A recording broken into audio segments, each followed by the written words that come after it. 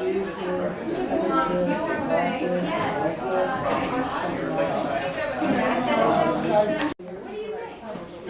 Yeah, so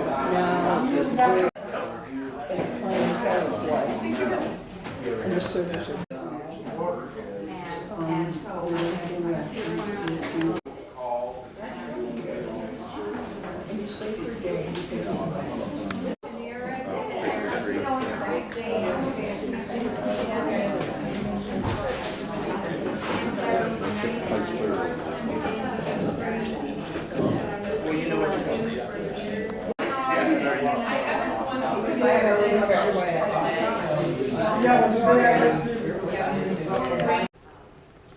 Your mother is one of 7 sisters, yes. and your mother's now out of town, but her sisters and your aunt are here to represent. Yes. How beautiful. Yes. I And love also, Mo Murphy's here to represent me too. So thank you. it. Now, who is this? This is Mo Murphy. She was my former zone manager, but she currently works for the city as well as me. So yes. Okay, yeah, we're happy to have you with us. Yes. And celebrating, I think it's amazing. Art from preschoolers to senior citizens. And that means, of course, right into a new whole life, right? You could be 105 and be a senior citizen. This is correct. Yes. This is really beautiful. And you're right with everybody because your preschoolers could be as young as Usually free. 3. In some family situations and classes, like if there's a younger sibling and they're 2, I let them join in as well. So. Can you believe that age span? And celebrating art. Do we need art these days? Yes. For these most United States of America. We're celebrating, I think I saw in the dispatch today, George Washington was establishing a beginning. Anybody have the dispatch with you today? But coming to say we have to have Thanksgiving to celebrate the United States. So, you are bringing us together, united in art. Yes, absolutely. I love it. For the city, as a Rec and Parks teacher. Well, Tuttle Park? Yes, I work at Tuttle Park Recreation Center, and it's an honor one to be here today, and also to represent Tuttle Park. As a kid, I grew up in that neighborhood. We went to Tuttle Park, and it's so wonderful to be able to have gone out in the world, have taught other places, studied other places, but then have gone back to Tuttle and worked with that community. It's a very unique community. It's in the University District. It's just a block north of the Ohio State Stadium. But it brings together people of all ages, all cultures, and people that are just maybe visiting because they're studying at the university and they need just to have some artistic release. So it's A good word, relief. yeah, I mean, they you know, I mean, we have some astrophysicists that like come to our building and they need their creative outlet. So And you studied at Ohio University. I did go to Ohio University. I grew up in that area, and so I felt like I needed to get away for a little bit and then came back here. Well, tell us about yourself as a very young, almost preschooler loving art. Who mentored you that way? Well, okay, so I grew up in that neighborhood, so I basically, we say it when you grow up in that neighborhood, you grew up in Park. So between the Whetstone Park area, through Como, on the bike trail to Tuttle, you play outside, you grew up in a park. So we're going to the different centers. I personally didn't have an art teacher at my school, and so, but I just always drew, and I had my family that also influenced that. But well, I had a lot of those, but then when I was 9, my dad sent me to Cleveland to learn from my grandmother, and so I would spend a week up in Cleveland once out of the year, and we learn projects. And so what she taught me that I also believe and I incorporate with my lessons is even if you're not going to be a complete fine artist, you need to learn craftsmanship. You need to learn about design concepts and things like that. So that was like, and it was an intensive week study actually, the way that they structured it between my aunts and my grandmother. And you know, like I could hang out with my cousins during the day, we'd go to the pool or hang out in her backyard. But then, boom, after dinner time, it was like, nope, we're building something, we're creating something. Oh, And wonderful. actually, it's a very special experience. And you know, sometimes when I say that in my interviews throughout life, people are like, are you kidding me? But no, it's very true. And but also, I've gotten to create with these lovely ladies. So it's What something do these that's lovely ladies want to say about that? It's been a lot of fun. Yeah. We have the opportunity. so. Uh-huh. Yeah, we're not going to get emotional about this, but but it's been I can see the tear in your eye. not quite yet. All right, so anyway, I have the quiver in my voice, but through that and the fact that like truly how I grew up is like art is everywhere, art is everything. Even though I was an athlete, you know, I had all those different aspects. I think that's what makes teaching within the rec center so awesome, is because you get to teach to a community that they have so many other things going on in their lives. So then they're coming to the art center because, and they want that family experience. And actually, I'm more comfortable standing up because usually when I talk, because when I teach, I don't usually sit down. Standing up? Yeah, I just kind of, well, I can do this. Sure, All right, that's so, wonderful. all right. So what's pretty awesome, what's happening now, so right after college, I taught K-8 art at a private school here in Columbus, and that was an incredible experience. But then also, I experienced the fact that like a budget cuts, and so then my program got reduced. And excuse me. And with that time, first thing I learned is college can never prepare you for kindergarten. Like my first kindergarten class, I'm like, whoa. And so then I also taught kindergarten PE, so I taught kindergarten art and kindergarten PE, two totally different ballgames. But it was a tremendous experience, and it was so much fun. But also what I learned there too is not only was I teaching, you know, ages 4 and 5 to 14. Also, I realized I was teaching the parents too, because the parents were like, wow, my kid loves your class. And so I started getting all these parent volunteer requests, and I'm like, why? You know, like, but parents would come and they would help out with art shows. They learned how to mat artwork for the art shows. What they would talk to me about is like, wow, my kid couldn't draw. I can't, like, and also what I taught them too is art is not just drawing. Art is everything. That's why, like, I was fortunate enough to have the ability to teach like a photography lesson. This is an old photograph from one of my 8th graders, because some of these kids started having cell phones, and they were showing me pictures that they took on their cell phones. And I'm like, man, these are not good pictures. But I had the capability to teach them about photo composition and how to choose a subject matter, and then go out and explore that. And they could choose anything from, you know, like they chose either their families, they chose nature, or one of the best was a guy created scenes with troll dolls. But I mean, it was just, you know, there was that. And one of the greatest things is, you know, sorry, that's still the same thing at the recreation center. It's a little bit different, but again, you're with a whole community. So I have some of my classes that turn out just to be preschool classes are now family classes. Usually at this time, I have what's called Adult Open Studio, which Nancy's in, and she's here today, so thank you so much. But there's a unique capability, like a unique aspect with that class, because we also have a group of special needs adults that come over from ARC. So I have a structured lesson for that class, which anyone can join in on, or you're also welcome to do your own thing. And it's again, bringing the community together to create art.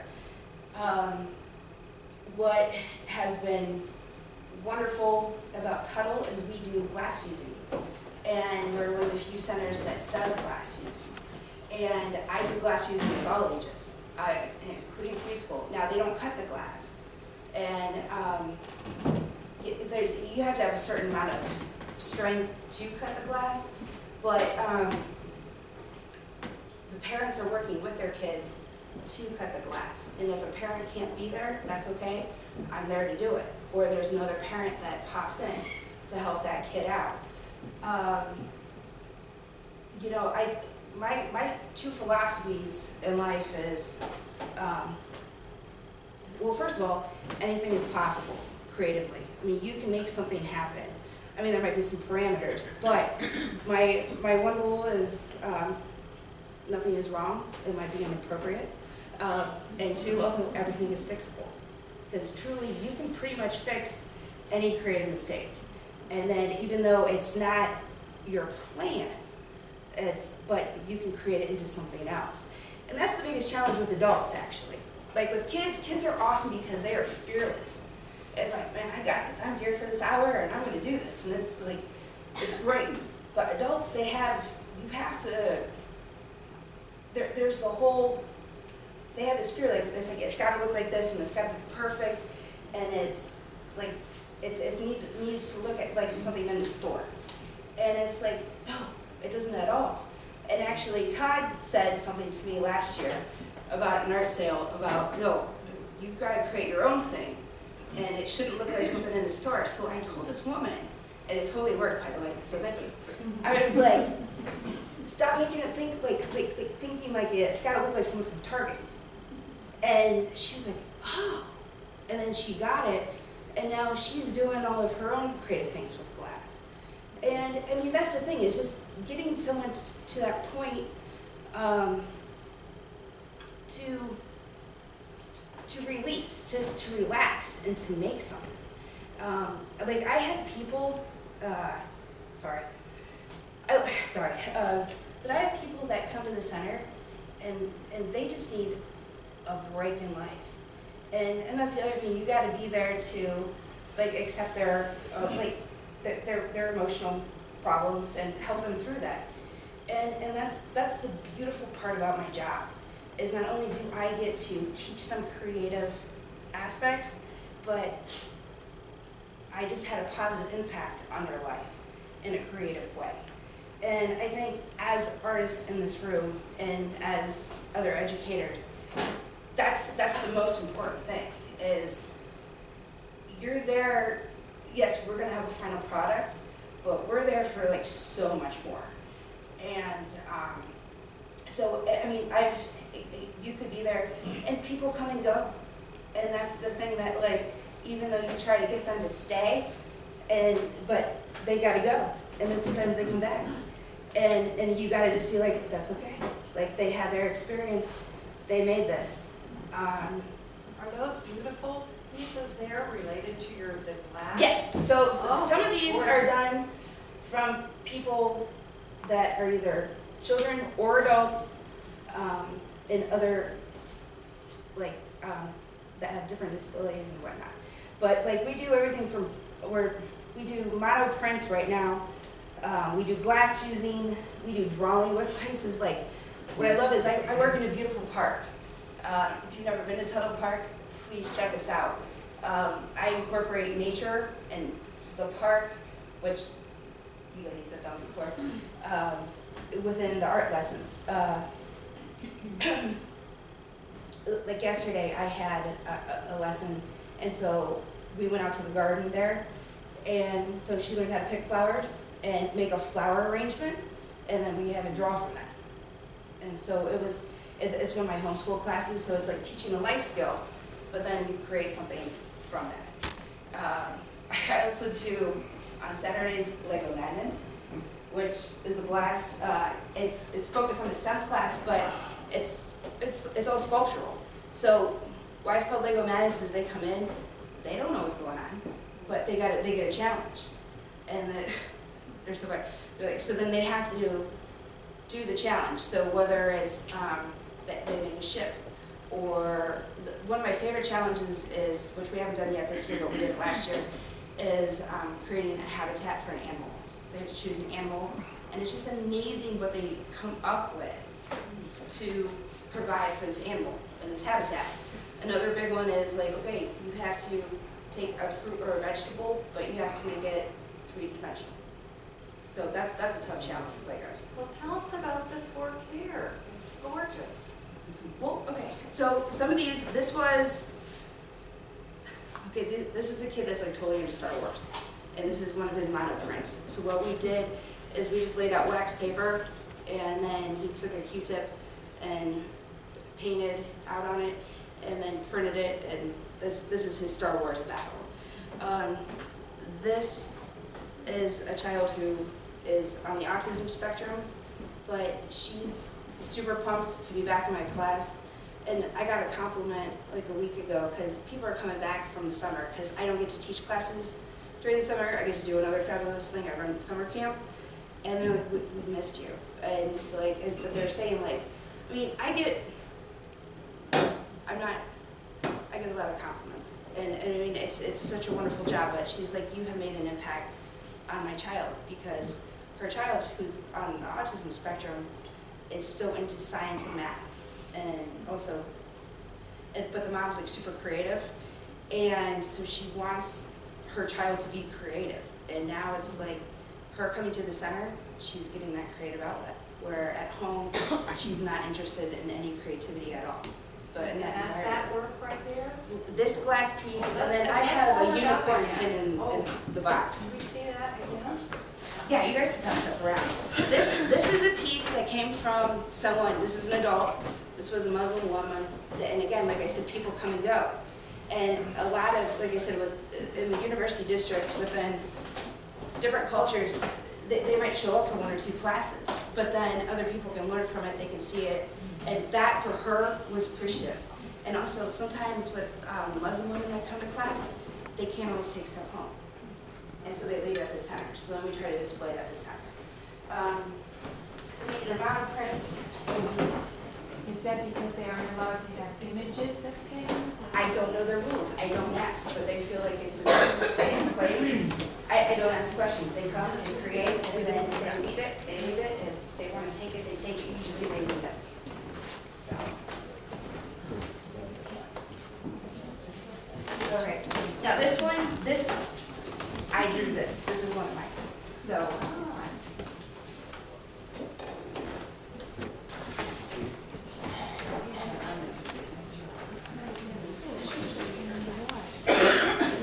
So with this little doll, what this project is, oh, here.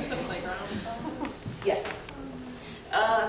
With the doll, you create a weaving, and then, so they learn that skill, they weave, but then they also have to learn how to, it's amazing, like, with different textiles, like how they react to different fabrics. So they gotta learn how to plan, they gotta learn how to design, they gotta learn how to cut the fabric, and they have to learn how to attach it, and then they stuff it. It's amazing. A lot of them, I don't get to keep, because the kids are so excited that they want to go home and they want to sleep with it once it's done. Let's see. This is an example. This actually broke on the way over, and that's my bad, but it's mine, so it doesn't matter, and I can fix it. But in glass fusing, we have different elements with glass fusing. So some of the other pieces that are being passed around, those are full-fired, but this one we call the bottom shelf, because I have 2 shelves to the kiln, and so it adds like a different element of texture within that.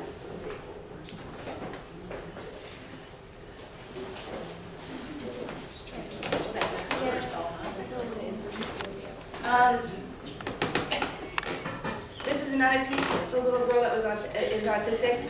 She made this unicorn pin, so again, like they're learning how to do jewelry. I have a set of earrings. Again, this was kids too. So sometimes people come in and they want the structured lesson, and I give them the structured lesson. Or sometimes they come in and and they don't know what they want, and then we work from it from there. So I love my job. I have like the coolest job. Your work is alarming. I do say that all the time. Where's that work of Excuse me. hers there, Pat? Excuse me. There it is. No problem. Yeah. Look, when do you have time to do that? Yes. Oh, my own art? Oh, it's not a lot of time. that's a chat. Okay, so that's okay. So, as being an art teacher professional and an artist, I will tell you this. This is going to be an ongoing life challenge. So, this is a big thing. All right, so I love my job, and I know to be a professional artist, you got to dedicate that like 100%. And I am like 100% about being an art teacher. So to create my own art it's tough. It's something that this is going to be a challenge that I'm going to have for the rest of my life. Is balancing my career with like my own other talents, right? But that's okay, and I know that.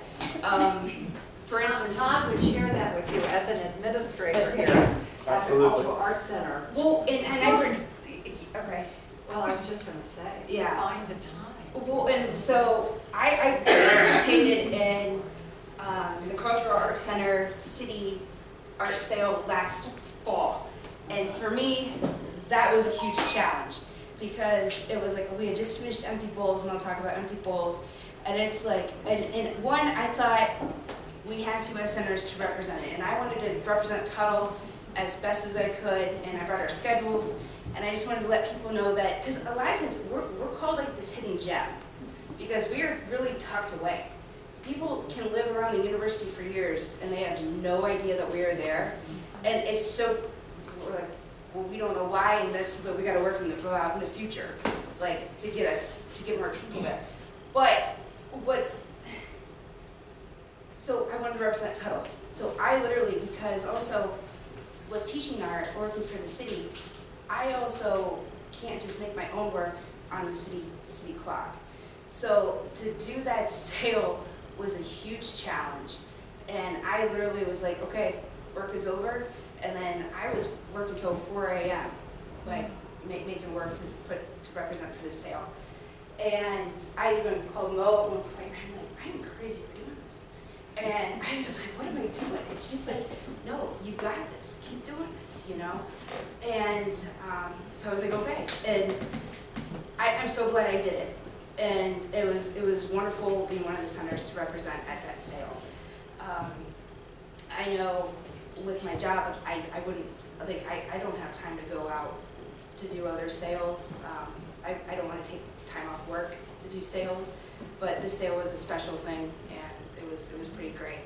Now, if I got to make a painting on my own, like in my own time, and someone asked me for that to be in a gallery, that's cool.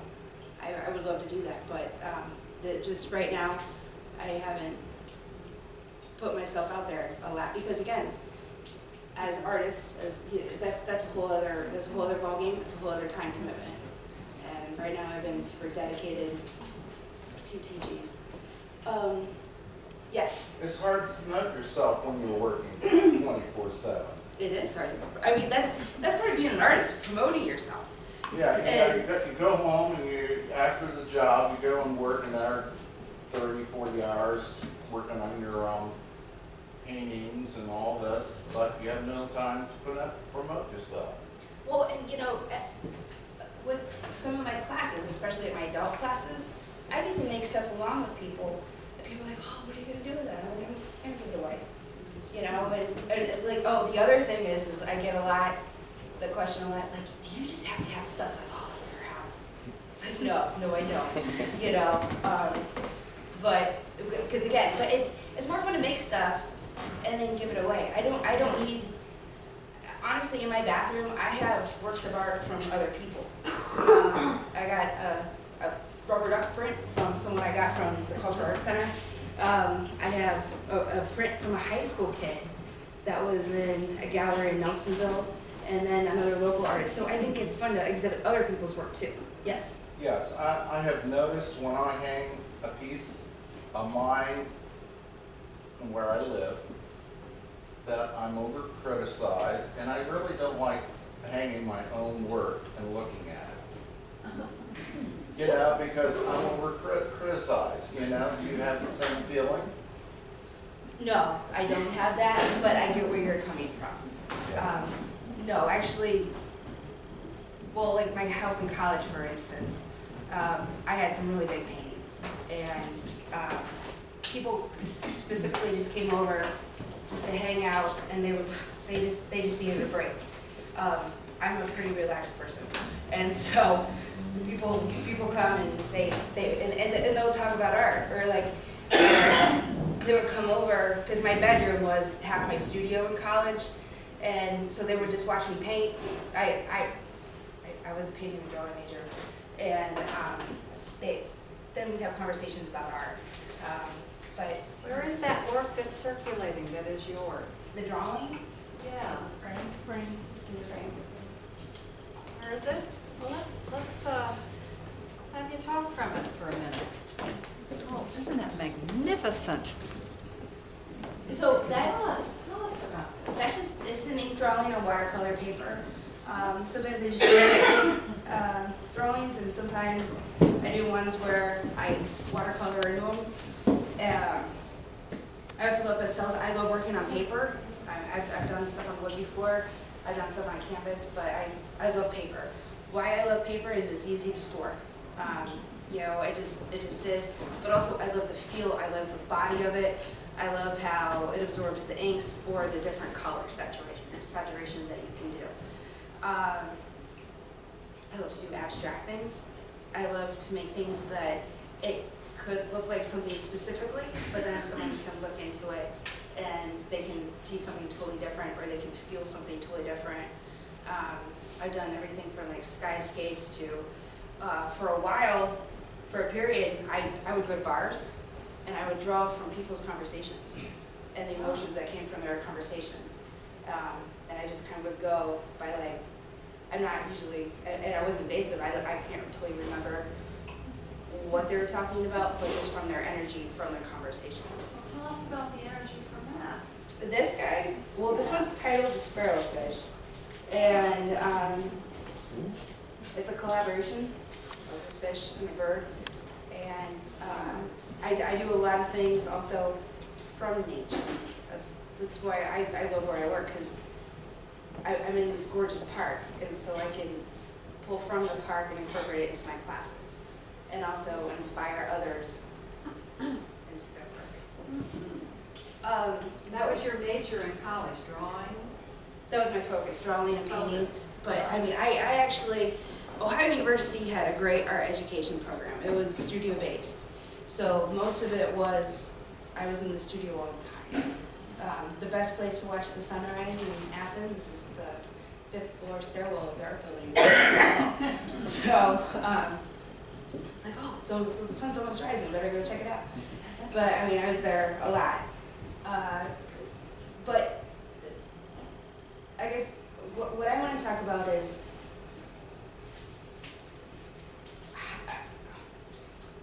teaching back with the city and at the centers is a wonderful thing. I think most of you here either come to the Cultural Arts Center or you go to a different rec center, and you can learn so much there. And what's nice is you have the community feeling. And there are so many programs coming up this fall. If you are not sure that you want to fully commit to a class right now, or you're already committed in other classes, we have the Empty Bowls project coming up at different centers. But if you just want to come, and if you're not used to playing with clay, or you want to learn how to work with clay, if you come Thursday night at 7 o'clock, we can make some bowls together. And that can be contributed to the Empty Bowls event. So, I mean, that's the other thing, is like some people like so want to take a class, but they don't have time. You know, so, but there's things that you can come and go with that. The biggest thing is, as teaching, is you gotta be flexible, and you gotta be able to adjust. And there are so many emotions it doesn't matter what age you are, that happen with art. Like back to the seniors, I got the wonderful experience to go to Martin Jana's last spring after their art show. And I got to teach a little like still life drawing class. And there was this woman there that's like, hey, what are you, I went to Aldi's, like right before class, and I made little flower arrangements, and I brought my drawing pens and some paper, and so I taught them about like the little techniques like stippling and cross-hatching and different ways that you can play with the pen to create texture. And this lady's like, oh, I can't draw. I was like, just sit down and try it out. And she loved it. And she realized, but so it's just getting over it's just trying it. It's getting over well, I can't do that. And that is the biggest key, is to make people feel comfortable to get to try it. Yes? What's the Empty Bowls project? The Empty Bowls project. Okay, so the city's been doing this for almost 20 years. 21 years. And what it is different community centers that get together, and people of all ages, all abilities can make bowls. And then different centers, and I have posters that for you guys to check out which sites are doing what. But then as a group, people come together. Usually the bowls are $10 a bowl. But then the event, you get to have different soups. There's music, people come together, and all the money goes to Middle Ohio Food Bank. So it's actually it's a huge program that was started many years ago by a teacher up in Michigan, Amy Ivanoff, a previous art teacher in our department, brought it back. She met some people, I think, in Finland or somewhere. And it started off, the teacher was coming up with a class project with the students and wanted to do a fundraiser.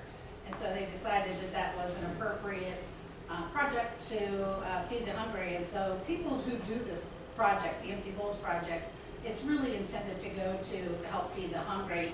The Mid Ohio Food Bank just happened to be one of our first recipients, and Matt Adosh, has been, he was city council at the time, and now he's down there, and it's just been a really good partnership for both ends. And the part that's awesome about it, as Tish was saying, kids come in, the kids might not be able to make a monetary donation towards something, but they make a bowl and they really feel like they're contributing to something and helping others. So it's really an awesome, just one of those really warm your heart kind of feelings. And then all these organizations that get volunteers to make soup.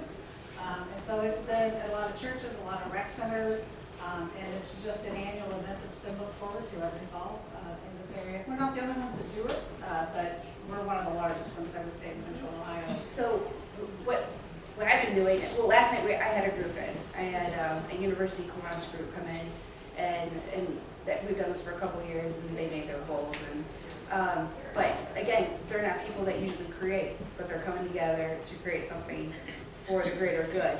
I also, this is a big project, but this is a big contributor, is I have the Mount Leadership Society come in, and they're an OSU leadership group. And so what they do is they have, and actually I got grandfathered this from Connie Terry from Whetstone Recreation Center, but now she's the center manager at Schiller. So it's wonderful. So these freshmen come, about 100 freshmen, and they don't know each other. So they come into one big room, they have some clay, they start meeting each other, and so that's kind of like their introduction to college. And then they come back and then they glaze their bowl. So we just finished that. We wrapped the glazing part Monday, and I just have to finish firing them. But I mean, again, it's a community project that brings people together to help other people. And last year, that particular organization raised $3,550. And they have their sale at the Ohio Student Union during Parents Weekends. But so it's a nice introduction for them to serve the community. Some of us have participated in this as well, and we're looking at doing that again this year. So to be part of, I still have the bowls that we bought here from Eric's pottery, and they're beautiful. They're just a great remembrance. They really are. Actually, this one is one that I made back before I worked for the city, and I was at a time in life, talk about like why the parks are important. I was just not happy in life. I didn't have any time to do my own art, and I just needed that creative outlet. And so that's when I started going to Whetstone, and I started getting involved with Connie with that. And it's just, again, it's just fun getting involved, and it's just, you know, thank you. But I mean, it was wonderful. And what was great during that time too is with my work schedule, Connie would just like toss me the keys. I'd go up to the studio, I'd do the thing for the project, you know, clean it all up, and just be like, thanks, toss it back, and, you know, I'd go on with my other work shift. But it just, again, to have that creative outlet was wonderful in life, and that's what I strive to provide as well. Could you hold it up? Sure. So, and this is on red clay, so the city has both red, white, and buff clay, and these are all glazes that most centers have access to. This is the red brick with oatmeal and it was iron luster and indigo flow. And just kind of drip down. So, the red brick is a wonderful glaze. And it's, so I mean there's, glazing is a whole other thing too. Glazing is fun, that's how you make the magic of the piece happen. Yes? Do you work with kids? I do, I teach, yes. And you get some troubled kids with problems, and you can see them focus on art, and their problems kind of go away, you know. Yes, actually, art has been a great outlet over the years for troubled kids. I had a kid, and he wasn't, this is back when I was teaching at St. Agatha, and he was struggling socially. But he was also very good at art.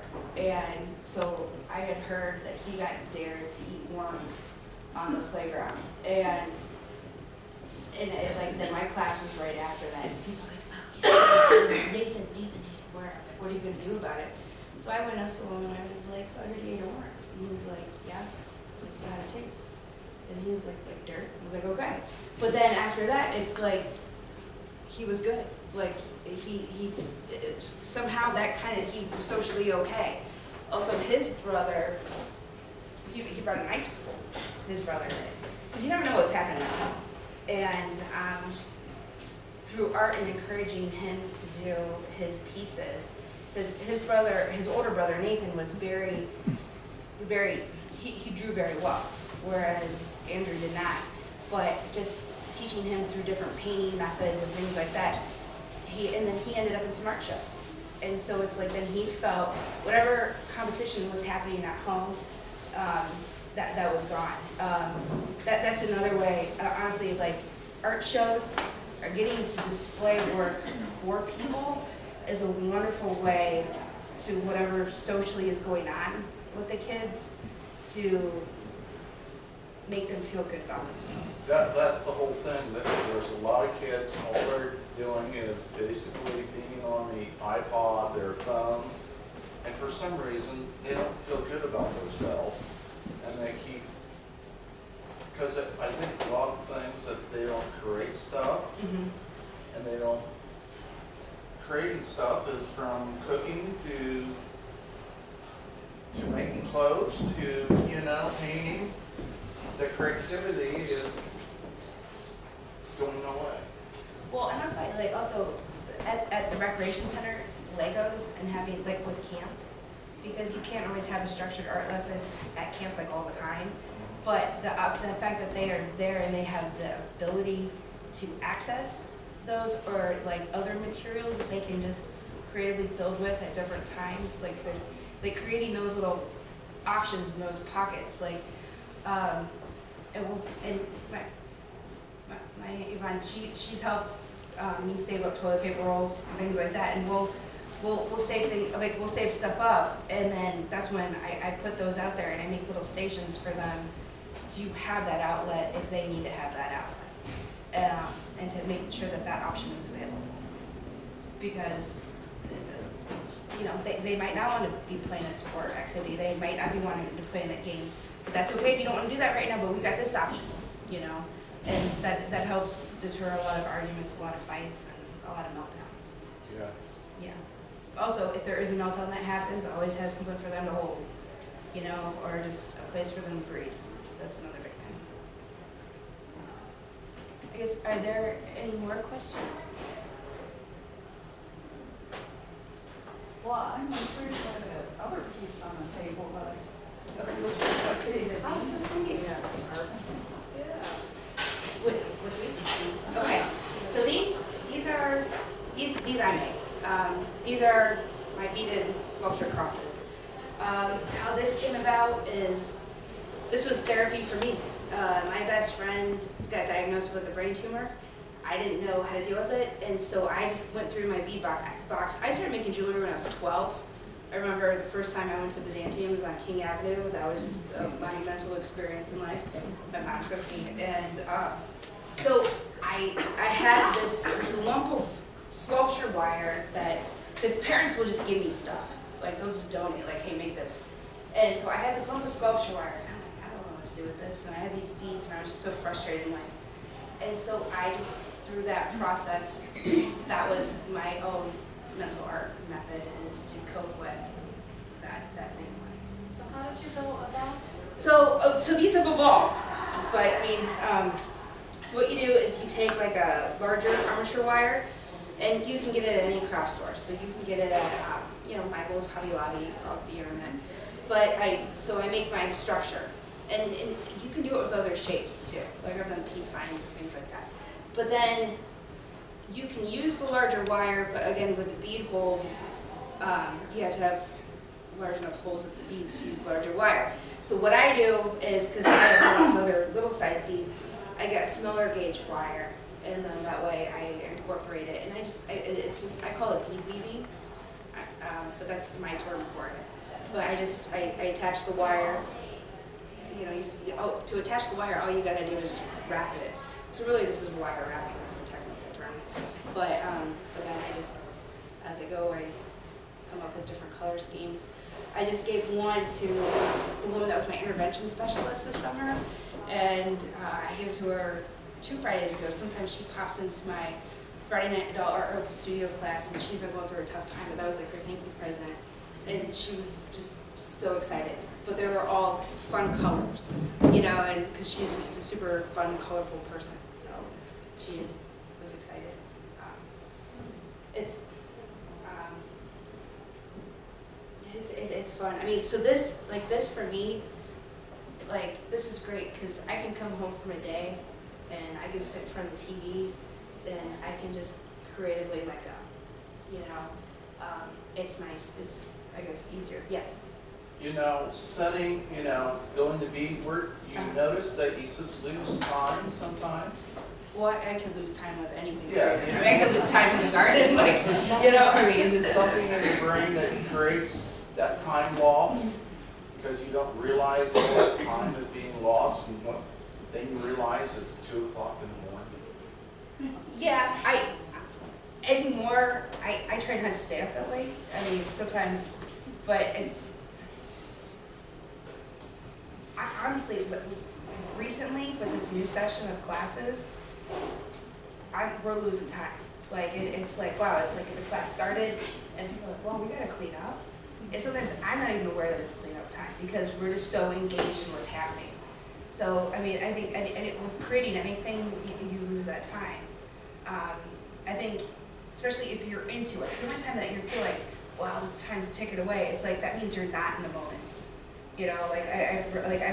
I've just been so much more mindful that in the last year and a half, it's like within my classes, it's like you are present every moment, and that's a challenge too. But it makes life so much more fun too. Because if you keep thinking like, oh, I gotta do this, I gotta do this, I gotta do this, well, you still have to do all those things, but right now you still have to be doing this. So if you just forget about your to-do list and just focus on what is actually happening at that present moment, it's very nice, and creatively, it's a lot of great things happen. It's a challenge though, but it's fun when it happens. And what's that aqua color thing? Okay, so a little kid did this. So again, she was in my kids' jewelry class. And what she made is she made Hatchimal eggs. Okay, so she didn't want it to actually become jewelry. But she made little nuggets. But she wanted them, because Hatchimals, she was super into Hatchimals. So she made these little Hatchimal eggs. And then to display them, we put them in like a little jar, like a nest. But yeah, but if you want to pass these around, she definitely wants these back after this talk. But if you look also in here, there's the Millefiori beads, and so they're like little flowers, like little glass flowers. That is that little face on it. Yeah. And that colorful piece. Oh, this one, this is Ella. This is her character. So this is kind of like her creation. This is her alter ego. So it's kind of like a dragon, but so it's definitely in her mind a mythical creature. But she draws them all the time, and she creates them. And so this is her painting. Yes. Could you talk more about the glass fusing process, because I know that's really unique to the rec The center? centers. Yeah, yeah. So glass fusing is really awesome, and people are all like, oh, does that mean when you blow the glass? It's like, no. My analogy of glass fusing is like construction paper crafts, but with glass. So what you do is you learn how to cut the glass. You learn about the safety tips, but you come up with your compositions, and then all you do is take a little bit of Elmer's glue, and you adhere the glass together, and it goes into, we have a very small kiln at Tuttle, but we're lucky to have a small kiln. And so then it goes into the kiln, and then that's where all the magic happens. And that's why, like, with the full fuse, this is a true full fuse right here. So this is at the highest temperature, and it gets to about 1460 degrees for a full fuse. Then, with this, like this little unicorn pen, this is what we call the bottom shelf, or really what it is it's a tack fuse. But why we call it the bottom shelf is I can still do a full fuse, because I have two shelves in this little kiln, so I can full fuse something on the top, but then it can be tack fused on the bottom for the bottom shelf. And plus it just kind of spices up the art conversation too. Then what I just got a couple molds and the kiln wash, and so we're going to get into slump firing. What slump firing is when you take a mold, so you have to either full fuse it or tack fuse it. So the glass has to adhere together just a little bit in order to be slumped. And what slumped is, it slumps it at a much lower temperature, but the glass gets a little melty, and then whatever mold it goes into, it will take the shape of that mold. So, You used to have a glass fusing class here. I took one a few years back. Oh, yeah. but Maybe we need that again. But what's fun with it is I've had people from the community. I had a woman a couple years ago, and she did it 2 years. Last year didn't work out for their schedule, but she was a social work supervisor. And during like social work appreciation week, she set up times with me, and she had her group of about 8 adults come. And within the 2 hours that they were working with me, they're like, they were so relaxed, and they just kept commenting about how relaxed they were. And glass fusing really is a very relaxing process once you get the hang of it. I mean, that's the other kind of obstacle. Like, there's some people that are like, oh, it's glass, and this is so dangerous. And when I first started, I started this at Whetstone, because I'm actually freakishly strong for a girl. So I thought if I go to cut this, like, I'm going to shatter this glass, right? And it's not the case. So you kind of got to get over those fears, and that's like the first step of, like, the cutting is the first step. It's like, no, you're not going to crush anything, and you know what? If you do, that's okay too. But chances are you're not. And but it's just learning the pressure to cut the glass. Also, what a lot of people love to do is they love to take pieces of the scrap glass, and I encourage them, and that's what I do a lot with the preschoolers, is then they come up with their own designs from the scrap glass. And so, like, what kind of scenes that they have. What's turned out to be completely fabulous this fall is I just did a kids glass fusing class on Fridays from 4 to 5, and it has turned out to be a family glass fusing class. So then they brought the younger siblings, and the parents want to join in, and I just let that happen. So it's like an hour of, you know, create glass together. So, like, last week's project was, well, this is a 2-part project. we took the frit. What frit is frit, it's just ground up glass. So, you know, we call them the sprinkles. And so they had to create, they first had to draw with chalk pastels and create their background. They had to create their environment.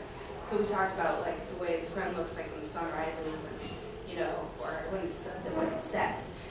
So then they had to try to recreate that with the glass. And right now it's through the fusing process.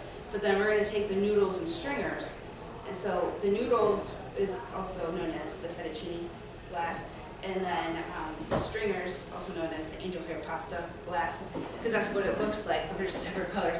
So then from there they have to break them up into little pieces and create the foreground from their background. So, but it's fun. You know, as you're talking about the children and the adults, you're talking about redirecting the tension of their lives. Yeah. That's an art in itself.